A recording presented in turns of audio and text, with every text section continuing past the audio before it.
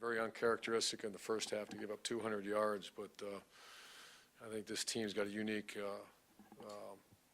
characteristic of leaning on each other. Offense came out and put 17 points on the first 3 drives, and then defense kind of, from that point forward, just second half defense. And I'll go get to some statistics here in a minute, really basically the whole year, how they played in the second half. But 41 total yards in the second half, 5-3 and out, fourth quarter, 2 interceptions, 4 sacks, minus 20 yards of offense in the Southeastern Conference.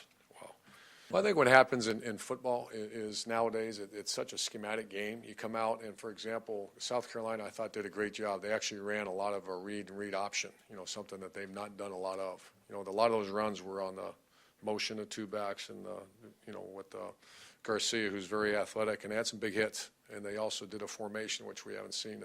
They traded the tight end over with 3 receivers, 4 receiver side, and hit some hits on us.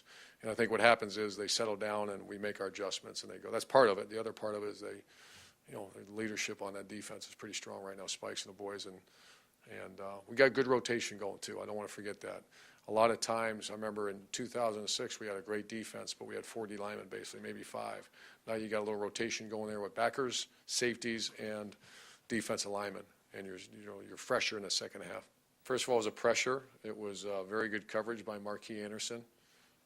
He's the one that deflected the ball, and Brandon Spikes got in the vision of the quarterback.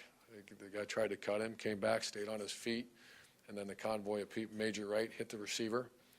So if the ball would have been caught, it would have been a tough catch. And you saw just white shirts all over the place. And we do pursuit every day on the every Tuesday on the practice field, and you saw that. You saw a little bit like you see our kickoff right now.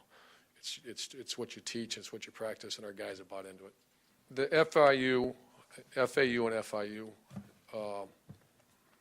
I think to a degree, even though they were South Florida and Central Florida, there are so many great players in this state that there's no question. You can see what South Florida, how well they've done. You can see Central Florida just beat Houston.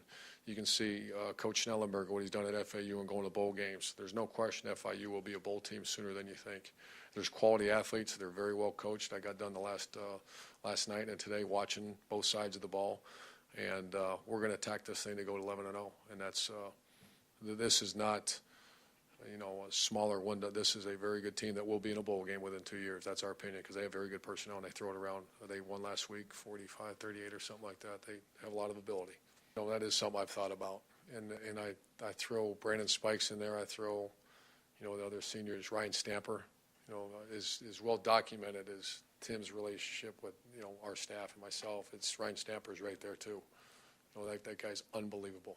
And so yeah, this will be, I hate to say it, I am kind of visualizing that, next year there's going to be some chairs right here that don't want to see them empty.